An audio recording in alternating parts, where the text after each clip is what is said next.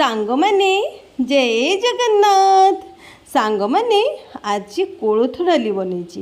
ଏ ବର୍ଷା ପାଗକୁ ଆଜି ହଜବେଣ୍ଡଙ୍କର ଇଚ୍ଛା ହେଲା କୋଳଥ ଡାଲି ଖାଇବା ପାଇଁକି ଠିକ୍ ଅଫିସ୍ ବାହାରିବା ଟାଇମ୍କୁ କହିଲେ କି ଆଜି କୋଳଥ ଡାଲି ଖାଇବା ପାଇଁ ଇଚ୍ଛା ହେଉଛି, ବନେଇ ପାରିବ କି? ତ କ'ଣ କରିବି, ମୋ ହାତରେ ତ 20 ମିନିଟ୍ ଟାଇମ୍ ଥିଲା, ତା ଭିତରେ ଚଟାପଟ କେମିତି କୋଳଥ ଡାଲି ବନେଇଛି। ତ ସାଙ୍ଗମାନେ ଏ ରେସିପିଟା ଆପଣମାନଙ୍କୁ ଏଇଥିପାଇଁ ସେୟାର କରୁଛି, ବର୍ଷା ପାଗକୁ କୋଳଥ ଡାଲିର ମଜା ବହୁତ ନିଆରା। ଆଉ ଏ ନୂଆ ତରିକାରେ କୋଳଥ ଡାଲି ବନେଇବେ, 15 ମିନିଟ୍ ଭିତରେ ବନେଇବେ। ତ ଚାଲନ୍ତୁ ବନେଇବା ଆରମ୍ଭ କରିବା। ପ୍ରଥମେ କୋଳଥ ଡାଲି ମୁଁ କିଛି ନେଇଛି, ଗୋଟେ ଗିନା କୋଳଥ ଡାଲି, ତା ଦେହରେ କିଛି ପାଣି, ମୁଁ ଯେଉଁ ପାଣିଟା ପ୍ରସ୍ତୁତ କରିଛି ସେ ପାଣି ଟିକେ ଉଷୁମ କରିଛି, ତା ଦେହରେ ଟିକେ ଲୁଣ ଆଉ ଟିକେ ଚିନି ଦେଇଛି। ଚିନି କଲର୍ ଚେଞ୍ଜ ହେବନି ଡାଲିର, ଡାଲି କଳା ପଡ଼ିବନି, ଆଉ ଲୁଣ ଜଲ୍ଦି ଡାଲି ଫୁଲିଯିବ, ବତୁରିଯିବ। ତ ଦେଇକି ପାଣି ଦେଇକି 5 ମିନିଟ୍ ଛାଡ଼ି ଦେଇଥିଲି। ଡାଲି ପୁରା ଫୁଲିକି ଦେଖନ୍ତୁ କେମିତି ପ୍ରସ୍ତୁତ ହେଇଛି। ଏବେ ଡାଲି ତ ବତୁରି ଯାଇଛି, ଡାଲିକୁ ଆମେ କ'ଣ କରିବା, ଭଲସେ ଧୋଇ ନେବା ଆଉ ତାକୁ ପ୍ରେସର କୁକରରେ ଦେଇଦେବା ସିଝିବା ପାଇଁକି। ଯେହେତୁ ହଜବେଣ୍ଡ କହିଲେ କି ବନେଇ ହେବ କି ନ ହେବ, ଏତେ ଲେଟ୍ରେ କହିଲେ, ମୋତେ ବି ଅଫିସ୍ ଯିବାର ଅଛି, ହଜବେଣ୍ଡକୁ ବି ଯିବାର ଅଛି। ତ ଆଜି ଯେତେବେଳେ ତାଙ୍କର ଇଚ୍ଛା ହେଇଛି ଖାଇବା ପାଇଁକି, ତ ଆମେ ବନେଇବା। ତ ଏଇଠି ଦେଖନ୍ତୁ ମୁଁ ପ୍ରେସର କୁକରରେ ଡାଲି ଦେଇଛି। ଭଲ ଭାବେ ଧୋଇ ନେବେ ସାଙ୍ଗମାନେ। ଯେତେବେଳେ ଚିନି ଲୁଣର ଗରମ ପାଣି ଆମେ ଦେଇଥିଲୁ, ଆପଣଙ୍କର ଯେଉଁ ଡାଲି ଯେତେବେଳେ ସିଝେ ଫେଣ ବାହାରେ, ତ ଆମେ କ'ଣ କରେ, ଫେଣ ସବୁ କାଢ଼େ, କିନ୍ତୁ ଏଥିରେ ଫେଣ ଆଉ ବାହାରିବନି।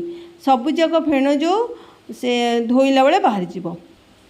ତ ଏଇଠି ଆମେ କ'ଣ କରିଛୁ, ଭଲକି ଡାଲିକି ଧୋଇକି ପ୍ରେସର କୁକରରେ ନେଇଯାଇଛୁ। ପ୍ରେସର କୁକରରେ କିଛି ପାଣି ଦେଇଛୁ, ଗୋଟେ ରସୁଣ ଦେଇଛି, କିଛି ତେଜପତ୍ର ଦେଇଛି, ଲୁଣ ହଳଦୀ ଦେଇଛି, ଆଉ ଡାଲଚିନି ଗୁଣ୍ଡ ଦେଇଛି। ତାପରେ ପ୍ରେସର କୁକର ବନ୍ଦ କରିକି ସିଝିବା ପାଇଁ ବସାଇ ଦେଇଛି। ପ୍ରେସର ସିଝିବା ଭିତରେ ମୁଁ ଏଇଠି 2ଟା ଆମ୍ବୁଲ ପାଣିରେ ବତୁରେଇ ନେଇଛି। ତ ଏଇଠି ଦେଖନ୍ତୁ 2ଟା ସିଟି ଲାଗିଲା, 2ଟା ସିଟିରେ ପ୍ରେସର କୁକରରେ ଡାଲି ଟିକେ ସିଝି ଯାଇଛି।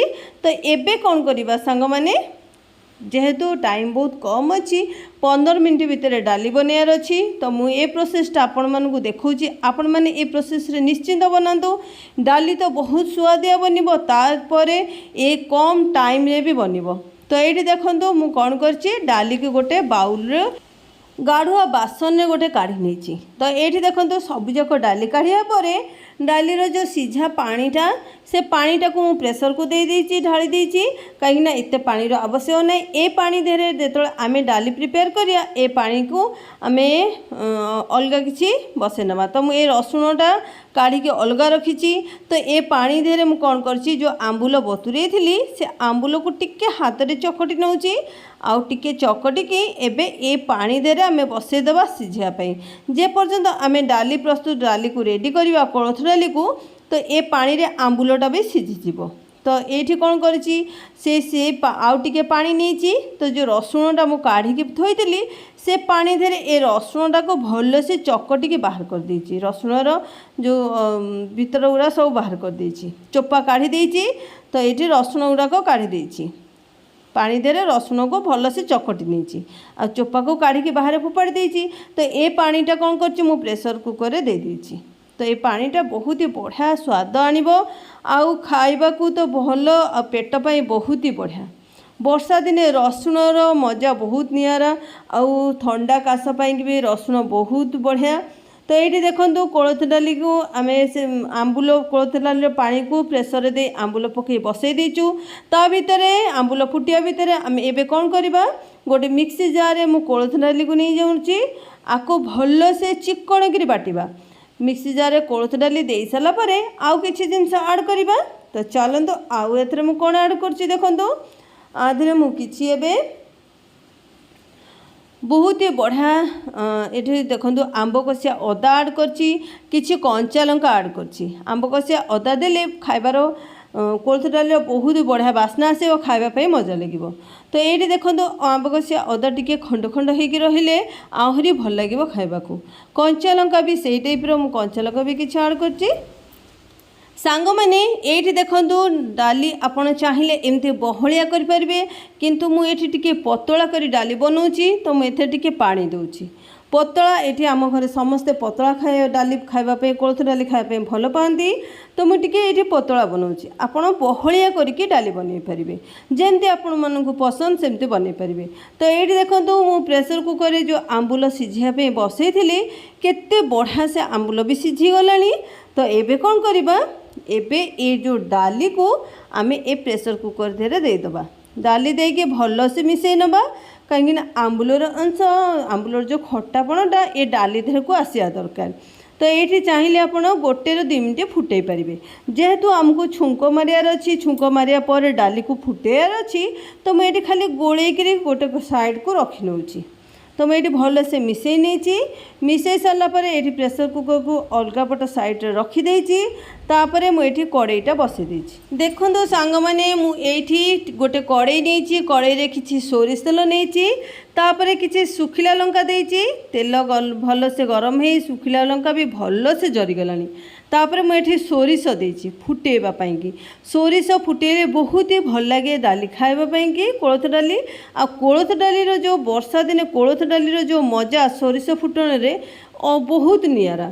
तो मुझे किसी पियाज छोट छोट कर काटिकी देती सांग मैंने छोट अनुरोध जदि रेसिपीटी आपण मानक भल लगे गोटे लाइक आ गोटे कमेंट निश्चिंत करेंगे। देखो किसी कटा रसुण देती रसुण पियाज भाजिकी ये रेडी करवा सांग मैंने रसुणर बास्ना कोलथ डाली रे बहुत ही स्वादिया।